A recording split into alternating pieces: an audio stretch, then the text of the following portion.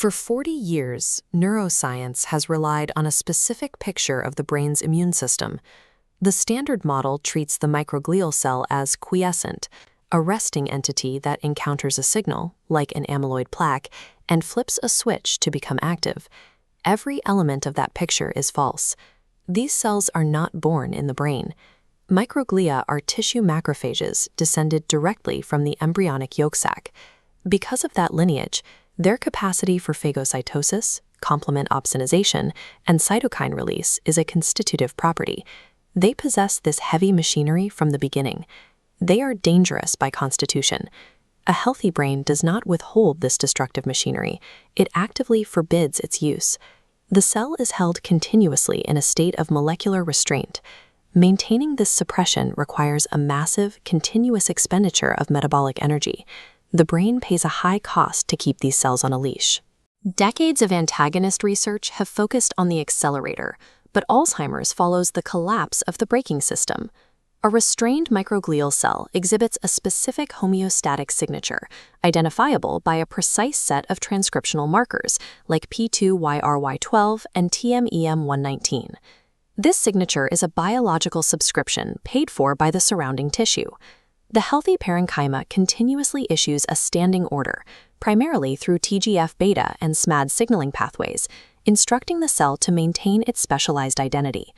If you remove a microglion from the brain or silence that TGF-beta signaling, the subscription is canceled. Within hours, the cell loses its homeostatic markers and reverts to a generalized macrophage. A release paradigm requires a different pharmacology. Intervention must focus on re-engaging the lost instructions that kept the cell in check. Immune restraint is dependent on tissue health. When neurons are sick, they issue a weaker order, yielding a less braked microglion that damages more neurons. There are 5 distinct classes of microglial restraint.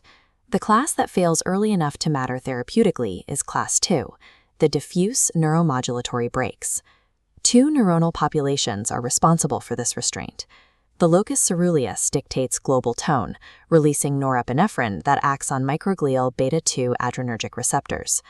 On the right, the somatostatin interneuron provides localized control to its own cortical laminae via SST receptors. Both networks act as continuous governors. Neither uses tight synapses to speak to the immune system. Instead, they operate through volume transmission. The cells broadcast their signaling molecules into the extracellular space, bathing the resident microglia in a continuous suppressive tone. Most neurons in the cortex are physically shielded from these immune cells by a class 4 physical brake called the perineuronal net, a condensed extracellular matrix that restricts microglial access to the neuronal surface. There is a stark exception to this protection. Neither the locus ceruleus neuron nor the somatostatin interneuron possesses a perineuronal net. The 2 cell populations responsible for keeping the microglion on a leash are physically the most exposed to its bite. The prevailing literature dates the failure of the locus ceruleus 30 years before the somatostatin network. This discrepancy is the result of conflating 3 entirely different biological events into a single measurement of failure. We have to isolate the events. Event 1 is the initial lesion, the first moment the operating neuron shows signs of pathology. Looking at pathology across the Braak stages, pre-tangle tau appears in the locus ceruleus in the 3rd decade of life. Meanwhile, the somatostatin cell never accumulates tangles at all.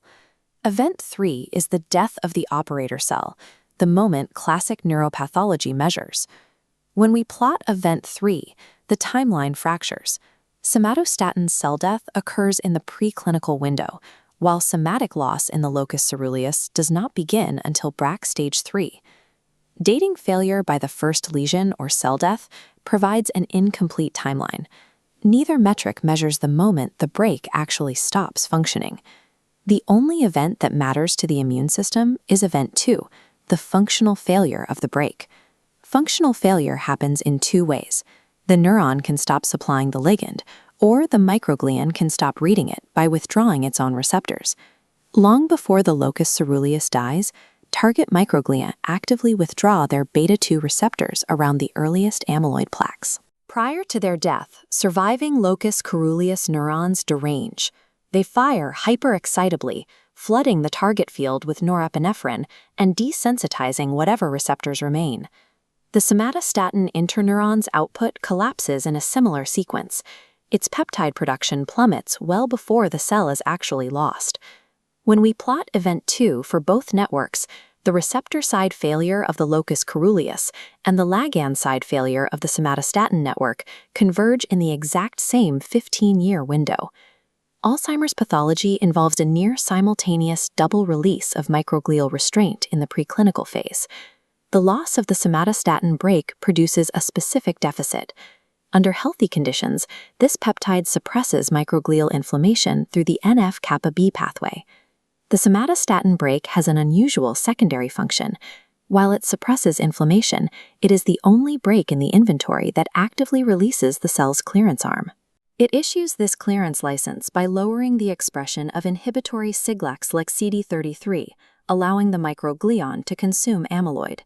When the somatostatin brake is withdrawn, the dials snap to opposite extremes. Inflammation spikes, and clearance drops to zero as the CD33 inhibitors reassert control.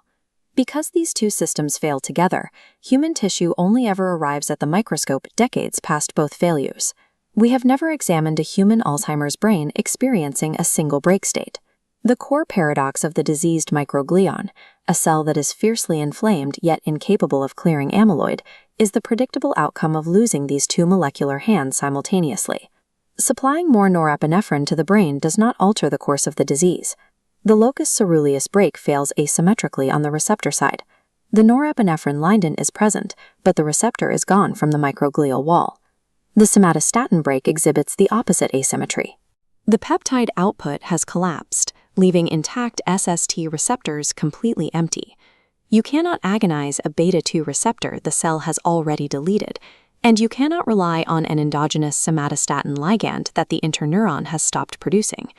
This points toward a dual agonist intervention, combining a beta-2 adrenergic agonist to force receptor re-engagement with an SST4 agonist to replace the depleted peptide.